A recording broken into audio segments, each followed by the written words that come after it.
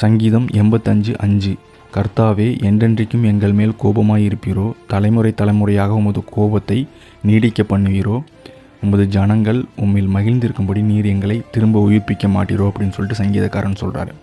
இந்த வசனத்தில் பார்த்திங்கன்னா, கர்த்தர் ஏன் நம்ம மேலே தலைமுறை தலைமுறையாக கோபமாக இருக்கிறாரு, அதுக்கு காரணம் என்னவாக இருக்கும் அப்படின்னு சொல்லிட்டு நம்ம யோசித்து பார்க்கணும். அப்படின்னா, நம்மளுடைய வாழ்க்கையில் கர்த்தர் இடத்துல நம்ம எந்த அளவுக்கு அந்நியமாக இருக்கிறோங்கிறது தான் முக்கியமாக இருக்கும். ஸோ நம்ம இந்த நாளில் பார்த்திங்க அப்படின்னா, இன்றைக்கி நீங்கள் வேலைக்கு போய்கிட்டு இருக்கலாம், உங்களுக்கு ஒரு பெட்டர் ஜாப் தேவைப்படலாம். படித்து முடித்து இவ்வளோ நாள் ஆகுது, இத்தனை வருஷம் ஆகுது, ஒரு நல்ல வேலை இல்லை, நல்ல சம்பள உயர்வில் ஒரு நல்ல பொசிஷனில் உட்காரணும், ப்ரமோஷன் கிடைக்கணும். அவங்களுடைய தொழில் செய்யக்கூடிய இடங்களில் பார்த்திங்கன்னா, உங்களோட தொழிலில் முன்னேற்றங்கள் தேவைப்படலாம்.